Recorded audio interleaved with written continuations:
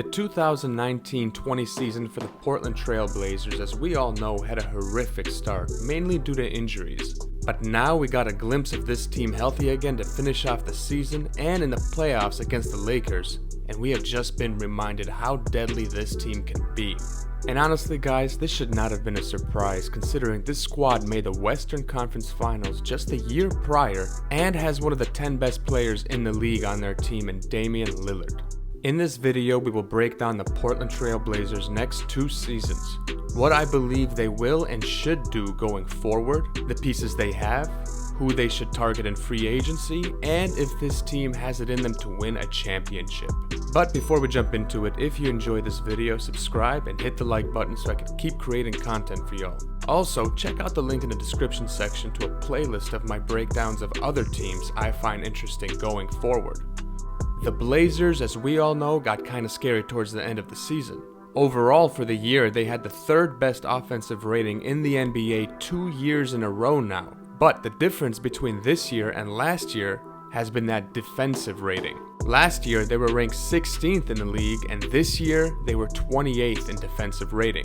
The main reason for that, as we all know, is injuries, primarily to Jusuf Nurkic, who was a very good defender for them down low. He also brings scoring in the post and is a very underrated passer as he is great at getting others involved. Nurkic has shown everyone that he is back and better than ever from that horrific injury he suffered last season. Since his return, the Blazers have come back to being a super competitive team like they were last season. And in the games Nurkic has played since returning, he has averaged 17.6 points on solid efficiency, 10 rebounds, 4 assists, and 2 blocks per game.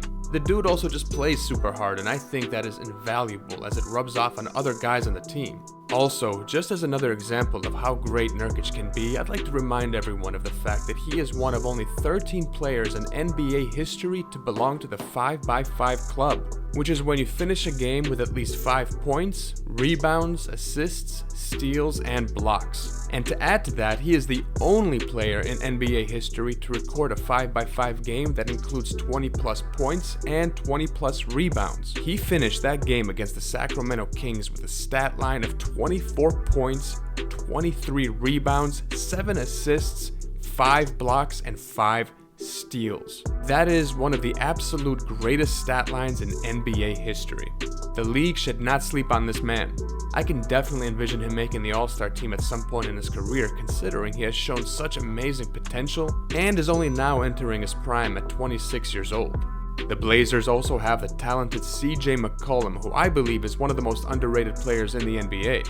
First of all, the guy has consistently scored over 20 points per game on solid efficiency year in and year out over the past 6 seasons. He is also deadly from the 3-point line, is one of the most durable players in the NBA, which is an underrated attribute, and does not shy away from big moments while simultaneously understanding his role as Robin to Lillard's Batman. Now, I know there have been rumblings of trading Mccollum because people don't think that him and Lillard work well together, but I actually believe that this combo is part of what makes this team work. And when people say that, I think they undervalue what CJ brings to this team.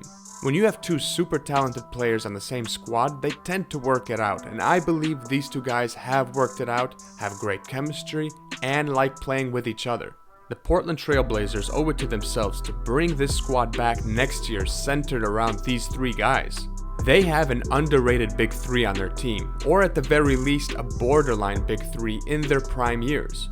Lillard is a legit superstar first ballot Hall of Famer that has a killer instinct who can absolutely dominate on the offensive side of the game. Everyone knows the guy is a top 10 player in this league. I also believe that Mccollum and Jusuf Nurkic are all-star caliber players who would have already had multiple all-star selections under their belt had they played in the Eastern Conference. The Blazers can make some real noise in the coming seasons, especially with a randomness factor in the NBA. The Blazers also have some nice young pieces to surround those guys with in Zac Collins, Nasir Little, Skal Labissiere, Anthony Simons, and Gary Trent. All guys that can contribute now and also get better as they approach their prime. I think Zac Collins has to be a big part of the team's future success. I believe he's a legit starting power forward or center in this league, and I think he can actually fit nicely next to Nurkic. I think he can help this team become an even better defensive team than they were the year they reached the Western Conference Finals. Also on the offensive side, I think he will work nicely next to Nurkic, as Collins has improved his three-point shooting every year and is now at least serviceable in that department, which opens up opportunities and space for Nurkic to do his damage. He has the potential to be what Serge Ibaka was to the Raptors, playing next to Marc Gasol by stretching the floor, playing defense, and bringing a ton of energy. The Blazers will also have a lot of options in free agency to improve upon their team. They will have the full mid-level exception valued at close to $10 million, which they can use to add even more firepower to the squad. Ideally, they will pursue some help at the wing position. Guys like Torrey Craig and Jay Crowder. Craig is a very good wing defender and is one of the better shot blockers and rebounders at his position. He is also serviceable on offense as a spot-up shooter. Jay Crowder is the preferred option, considering he can defend guards, wings, power forwards, and small ball fives successfully with his strong physique, and is good at getting to the rim and to the free throw line, and is competent from three. I think he will add a lot to this team. Another player they should target is big man Harry Giles. The kid is still only 22 years old with a ton of potential. It was injuries that set him back, but I believe he is a low-risk, high-reward type of player to go after. He brings a ton of energy, is generally well liked by teammates, and can be productive on both sides of the court, and has underrated vision as a big man in this league. He would be great as Nurkic's backup. Also, they can bring back Carmelo Anthony, Trevor Ariza, and Hassan Whiteside if they choose to accept team-friendly deals. The Blazers are obviously a very competitive team right in the middle of their prime years, and they got most of their key guys locked in on long-term deals. I think they should bring this squad back next year, and most likely they'll do just that. The Blazers won 53 games the year they made it to the Western Conference Finals.